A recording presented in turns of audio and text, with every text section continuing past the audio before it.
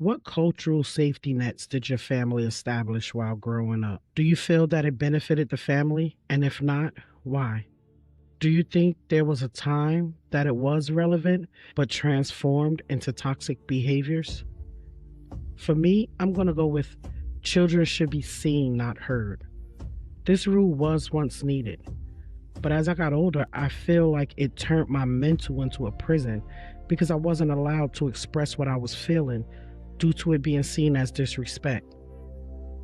As a preschool teacher, I have learned that children will tell all your business and with full details. I've had kids say things that definitely should have been left at home, which leads to another safety net of what happens in this house stays in this house. But where it gets tricky is you really can't put a filter on children of that age.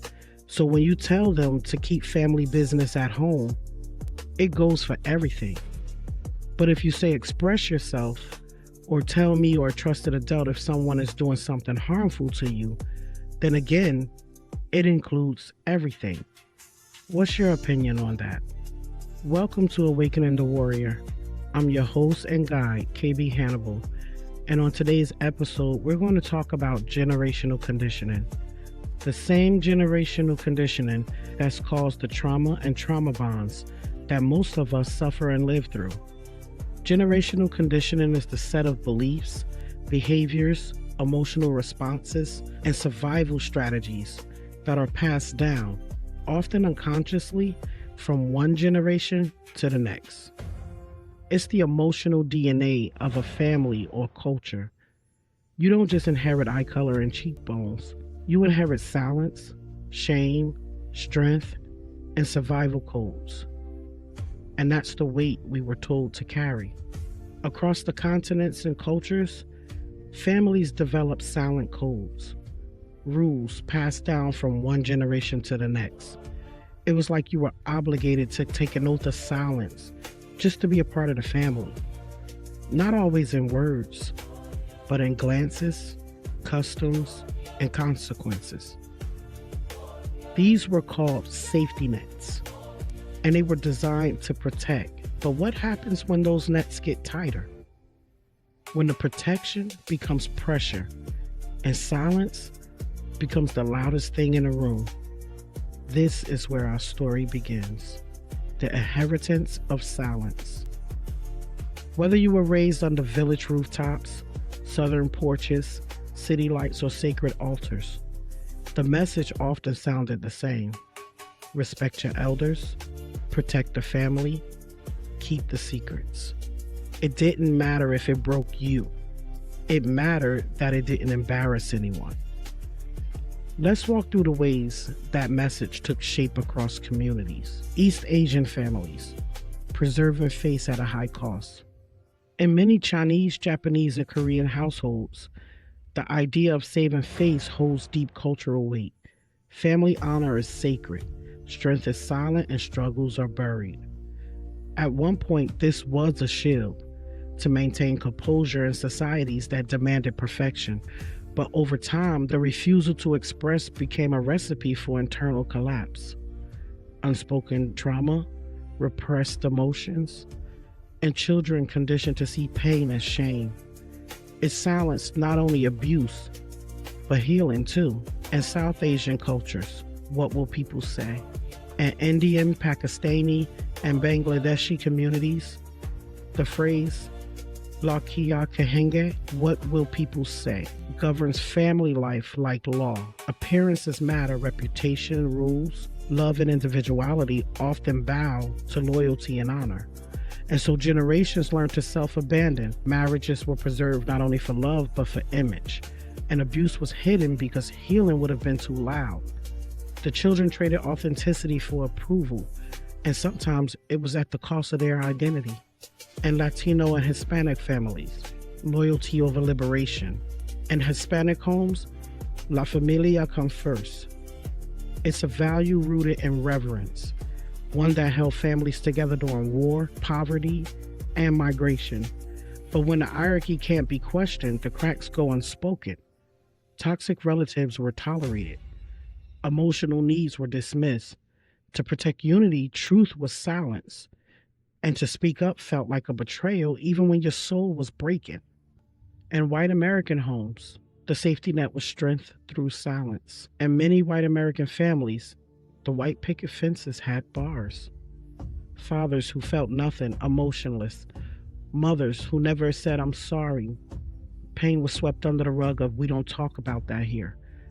The post World War II generation passed down structure, religious conservatism, and a near obsession with appearances. Success on the outside, silence on the inside. Children were taught to keep it together no matter what. Emotional suppression was called strength. You appear strong, stable, and successful to the outside world. And therapy, that was taboo. Discipline replaced communication, and we don't talk about that became the most dangerous phrase in the home. The emotions were buried, vulnerability was seen as a weakness. Children grew up where everything looked fine, but nobody talked about what was really going on. And then there was silence around abuse, addiction, mental illness, and grief. Generational trauma was passed down through avoidance and denial. Asking for help was stigmatized. Children were taught to suck it up instead of processing pain. They were taught to always respect authority, even if it hurts. So the abuse of power went unchecked, and the children, they were expected to obey without question. Speaking up was seen as rebellion, not self-protection. Middle Eastern and North African families, it was honor at the cost of honesty. And in these homes, obedience was everything. The family name carried weight, and to question tradition was risking exile, social or literal. Women and LGBTQ+ voices were hushed. Pain was spiritualized. Something bothered you, go pray about it. And mental health concerns, they were either dismissed or demonized. And again, these rules once served a purpose: to unify, to preserve. But when survival shifted to control, the cost became generational suffering. And in Black American families, survival disguised as strength. Few families know survival like Black American households. Centuries of slavery, segregation, and systemic racism. It demanded emotional armor. Vulnerability was dangerous. Strength was required. But that expectation became its own prison. The strong Black woman wasn't allowed to rest. The Black son wasn't allowed to cry. We were taught tough love is real love. It was designed to fortify. But discipline became harsh and often left scars. Love became loud but distant due to a low emotional safety, which presented a confusion about real healthy love. What happens in this house became a mantra. It was a response to surveillance and systemic threats, a protective shield during times when outside systems like police and child welfare were weaponizing against Black families. But then it became a muzzle. Our silence was forged in fire. Abuse, mental illness, addiction, and trauma was buried to protect the family. Children grew up believing that speaking truth was betrayal. You were taught, respect your elders, no matter what, to maintain order and reverence for our ancestors. But the elders were never questioned, even when they were harmful, and abuse was excused as discipline. Generational pain was passed down without accountability. It was a survival tactic. Don't trust the system, protect the bloodline. But over time, that survival hardened into suffering, and a strong Black woman became burdened. The strong Black man, he wasn't allowed to breathe. The system taught us to stay guarded, and within our own walls, we learned not to even trust ourselves. In South African homes, the family has always been both refuge and responsibility. The safety net is Ubuntu. I am because we are. It offered strength and unity. But after generations of colonization and apartheid, that unity came with layers of inherited pain. Children were taught not to speak. Privacy became a blur. Mental health was tied to faith, not care. There was no therapy. And many grew up in overcrowded homes with no space to feel, so they couldn't heal. Today, however, that silence is being shattered, and people are reclaiming ancestral wisdom, seeking therapy, and naming what once felt unspeakable. In Jewish families, they were shaped by centuries of persecution and the horror of the Holocaust. They learned to stay alert, stay small, stay together. Even in safety, fear endured. Hypervigilance, anxiety, and inherited guilt followed generations. Indigenous communities, they used forcible assimilation through schools and colonial violence. They were told not to speak their language, let alone their grief. And in silencing the culture, entire bloodlines forgot who they were. And this is the awakening of the black sheep generation. Here's what connects all of this. Across cultures, silence was a shield, shame was the leash, and trauma was tucked into our family trees like old stories. But survival is no longer enough. We are the black sheep generation, not because we dishonor tradition, but because we're rebalancing it. We're no longer willing to inherit pain in the name of peace. We're choosing healing over hiding, truth over tolerance, boundaries over burnout. We, the black sheep generation, we saw the cracks and didn't pretend they were light. We felt the weight and said this cannot keep going.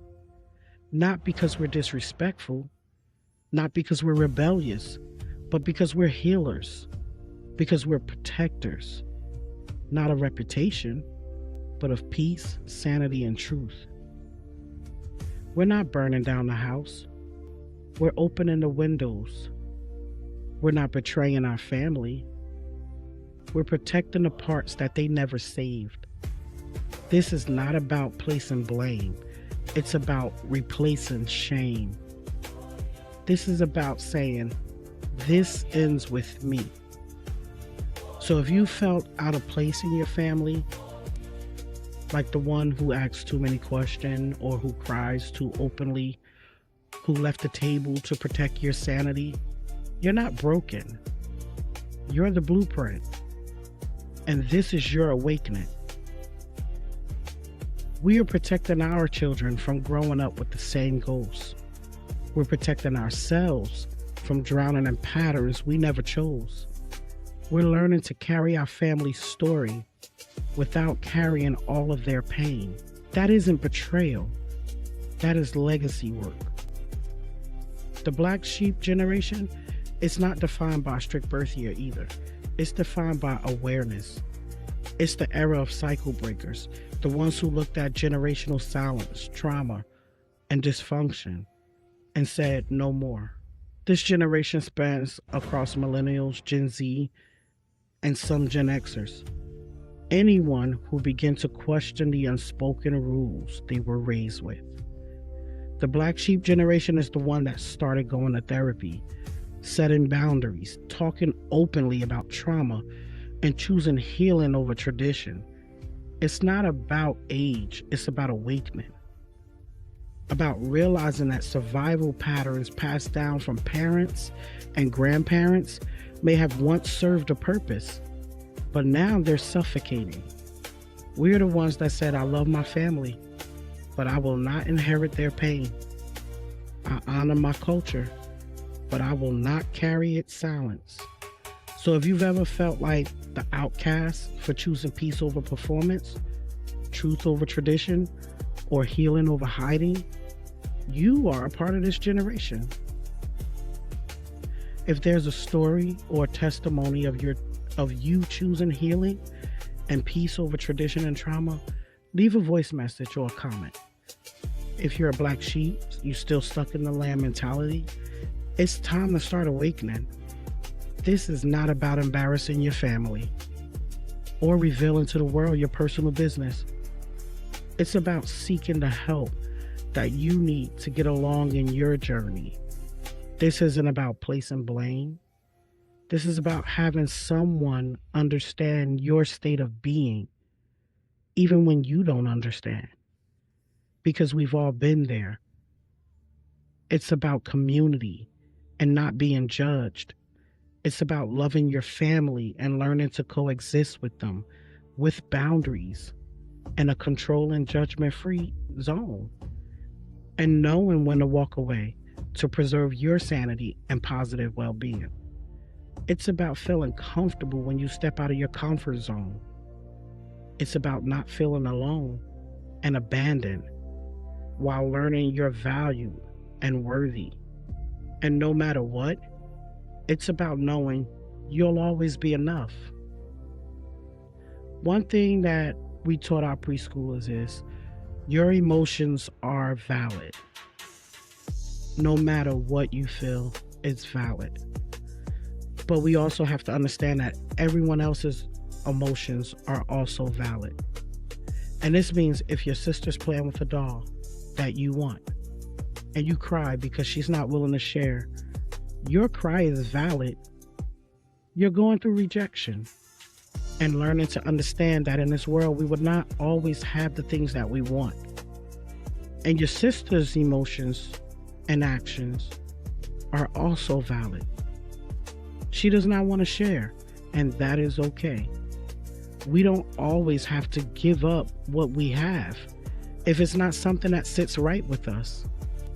Now, this is where learning to live in a warrior mentality will come into play.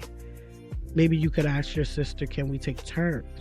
You play with the doll for a while, and then I get it for the same amount of time. And usually when people can come to an agreement on things that would benefit them both, they're willing to work through it. But again, no matter what the outcome is, whatever emotions arise out of this, they are valid because you own those emotions and no one can tell you how you should feel. I say all of this to say, when we start to face our families, to start our healing, don't go in with aggression. We want to leave that part of the lion mentality to the side. You want to tell them how living in the toxic confusion has caused issues in your life. You want to talk to them respectfully because, again, this is not about placing blame. And you have to prepare. You have to prepare for how they may respond because, again, their emotions are also valid because you have something in common. You were both, or you were all raised with the same dysfunction. They chose to accept it and move with the herd, while you realized this isn't healthy, and you decided to do things your way. The beautiful ending would be for them to realize you're right and join you in your healing, but we all know with so much trauma comes denial. And everyone's not ready to face their demons. You have to be prepared for this and know that this is not a back and forth debate. If they are not ready for that, understand that you have done your part of opening up, letting it be known what the issues are for you. And now this is your stage of forgiveness, because we cannot move on to the next phase without forgiving our past. Thank you for tuning into another episode of Awakening the Warrior. I'm your host and guide, KB Hannibal. Don't forget to subscribe to this podcast, leave a comment, review, and share to your friends and family. You can follow me on YouTube, Spotify, Facebook, and Instagram so that you'll be notified of the next episode release. It's been a pleasure to be able to help someone that is struggling with the same battles that almost cost me my life. And my goal is to at least touch one person's soul and help them not have to battle a long anxiety-filled life of depression and failures like I had to do alone. We all have one life, and it was meant to be lived. Join me on the next episode where we'll talk about learning to forgive our past so that we can move on with our future. Until then, walk with grace, pose with stride. warrior energy.